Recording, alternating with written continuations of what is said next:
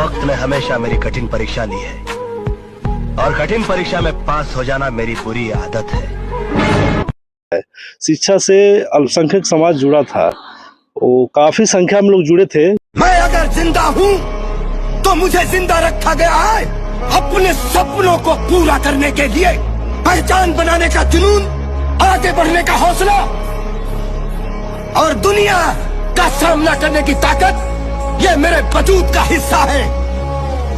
और जब तक ये हौसला कायम है, मेरा सफर यूं ही चलता रहेगा, यूं ही चलता रहेगा। तबाह होकर भी जीना है, मरने कौन देता है। दबा के रख दिया हमको, उभरने कौन देता है।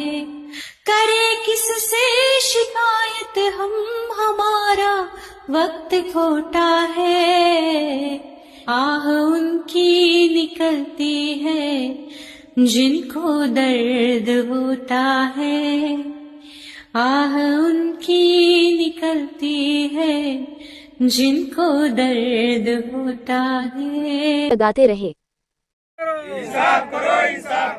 और हम लोग उम्मीद के साथ यहाँ पर आए हैं कि लोकसभा चुनाव से पहले हम लोगों का मानदेय पूरा एक मुफ्त भुगतान होगा और हम लोगों की योजना का संचालन उत्तर प्रदेश सरकार करेगी, ये हम लोग आशा करके यहाँ पे आए हुए हैं। आने वाले समय में अगर आपकी मांगों को नहीं रखा गया तो आप क्या करेंगे? उस पर हम लोग अभी विचार कर रहे हैं। अगर हम लोगों की मांग पूरी नहीं होती है तो सभी लोग विचार करेंगे, उसके आगे रणनीति बनाएंगे। फिर हमें भाजपा खुद बूथ अध्यक्ष बनते हैं, आज तक मैं भाजपा को वोट देते आया हूं। हमारे बूथ से हमेशा भाजपा एक नंबर पर आती है और आज हम मदरसे में होने की वजह से जो है हम यही मैं कहना चाहता हूँ। तो अगर आपकी मांगों को नहीं सुना गया तो आने वाले क्या रहेगा? लोगों को नमस्कार करना चाहते हैं और हम आजमगढ़ से आए हुए हैं। हम लोग जो है अपनी मांगों को लेकर के आज 65 दिनों से आप लोग बैठे हुए हैं, क्या प्रमुख मांगे हैं, क्यों वार्ता नहीं हो पा रही है? हमारी प्रमुख मांगे हैं माननीय योगी जी से कि हम लोग का 6 वर्ष 10 महीना लगभग 7 वर्षों को होने को है। हम लोग का संपूर्ण बकाया मानदेय सरकार एक मुश्त हम लोग को जारी करे और नई कार्य योजना बनाकर सरकार इस योजना को अपने स्तर से चलाए। प्रदेश सरकार, जैसा कि माननीय योगी जी ने वादा किया है कि हम इस योजना को अपने स्तर से चलाएंगे। और अभी हाल के दिनों में ही माननीय अल्पसंख्यक कल्याण मंत्री धर्मपाल सिंह ने विधान परिषद में बयान दिया है कि हम लोग 2 हफ्तों के अंदर हमारा संपूर्ण 100% भुगतान करवा देंगे। तो ऐसा हमको उम्मीद जगा है सरकार से, माननीय योगी जी से और उनके मंत्री से कि हमारा पैसा भुगतान वो लोग 2 हफ्ते में कर देंगे। हम लोग यहाँ 65 दिन से गार्डन के मैदान में बैठे हुए हैं। सरकार को हमारे ऊपर रहमदिली दिखानी चाहिए क्योंकि हम लोग न्याय की मांग कर रहे हैं, न्याय की गुहार कर रहे हैं और अपना पैसा मांगना एक तरह से न्याय मांगना है।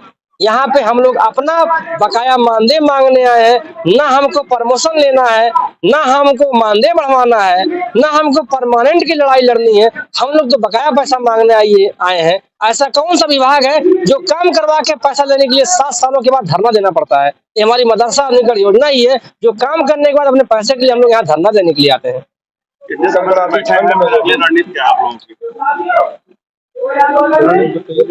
हम लोगों की रणनीति है, अगर हम लोगों की मांग पूरी नहीं होती है तो हम लोग उग्र प्रदर्शन करने पर मजबूर हो जाएंगे। और इससे पहले, उग्र प्रदर्शन करने से पहले हम योगी जी से विनती करना चाहते हैं कि हम लोगों की जो मांग है उसको जल्द से जल्द पूरा किया जाए और हमारे परिवार को मरने से बचाया जाए, क्योंकि हमारे परिवार भुखमरी के कगार पर है। हम लोग किसी तरह से कर्जा लेकर के यहाँ आते हैं और ये आशा लेकर के आते हैं, इस उम्मीद से आते हैं कि आज हम लोगों का कार्य हो जाएगा, लेकिन हम लोगों का कार्य नहीं हो पा रहा है। फिर हम निराशाजनक वापस फिर अपने घर चले जाते हैं। बच्चे पूछते हैं, बीवी पूछती है कि क्या हुआ, उनको जवाब नहीं दे पाते। हम लोग यही कहते हैं कि आश्वासन मिला है। अब आश्वासन कब तक मिलता रहेगा, ये हम योगी जी से कहना चाहते हैं कि हम लोगों का बकाया जल्दी से जल्दी जारी किया जाए। और अब हम लोग आश्वासन का इंतजार नहीं करेंगे, हम लोगों का धैर्य अब जवाब दे रहा है। किन अधिकारियों तक और मंत्रियों तक आपने अपनी बात रखी? हम लोगों ने विभाग के सभी अधिकारियों से बात रख चुके हैं और हम लोगों की विधानसभा में, विधान परिषद में और लोकसभा में भी आवाज उठ चुकी है। ध्रुव कुमार त्रिपाठी जी ने आवाज उठाई है और संतोष जी ने आवाज उठाई है, मौर्य जी ने आवाज उठाई है, बहुत सारे मंत्री जी ने भी आवाज उठाई है, जिसमें ये बताया गया था कि इसी सत्र में आप लोगों का भुगतान कर दिया जाएगा, लेकिन अभी तक कुछ हो नहीं पाया है। आश्वासन तो 6.5 सालों से हम लोगों को मिल रहा है, लेकिन पैसा नहीं मिल रहा है। केवल आश्वासन के बल पर हम लोग चल रहे हैं। हैं, आज नहीं तो कल या परसों ऐसे करके हम लोग किसी तरह से अपना जीवन काट रहे हैं, लेकिन हम लोगों को पैसा नहीं मिल रहा है। अधिकारी महोदय से पूछा जाता है तो अधिकारी महोदय कहती है आप लोगों का मीटिंग हुआ था, मुझे मालूम ही नहीं है। अब बताइए, जब अधिकारी को नहीं मालूम है, जो मीटिंग करता है वही कहता है मुझे मालूम नहीं है, तो मैं ये कहना चाहता हूँ कि मुख्यमंत्री जी इस पर संज्ञान लें कि अपने अधिकारियों से ये पूछे कि जब आपने आदेश दिया था 3 तारीख को, जब कैबिनेट की मीटिंग हुई थी, उसमें ये बताया गया था कि आप लोगों की कार्य योजना बन रही है, तो अधिकारी कैसे कह रहे हैं कि अभी हम लोगों को कोई सूचना नहीं मिल पाई है। हम ये चाह रहे हैं कि उन अधिकारियों से पूछा जाए। तेरी रग रग में उफनता उफान है, तेरी नस नस में तड़पता तूफान है। तू चाहे तो गगन को झुका सकता है, तू चाहे तो धरा को उठा सकता है। उठ जाग, कठिनाइयों से लड़ता जा, तू एक शिक्षक है, चल आगे बढ़ता जा, चल आगे बढ़ता जा।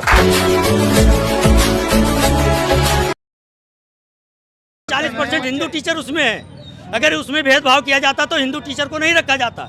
लेकिन मैं सरकार से पूछना चाहता हूँ, ये उनका कैसा न्याय है कि 72 महीने से हम लोगों का तनख्वाह नहीं आ रहा है, हम लोग कैसे बच्चों को जिया रहे हैं। हम लोग बताइए इस उम्र में पिताजी के ऊपर निर्भर हैं। सरकार को सोचना चाहिए, या तो हम लोगों को गोली मार दे या फिर हम लोगों का के कामयाबी चूमेगी कदम मेरे, मेरी माँ हर सुबह यही कहती है, और कैसे थक के बैठ जाऊं मैं रास्ते में यारों, मेरी माँ मेरी कामयाबी के इंतजार में बैठी।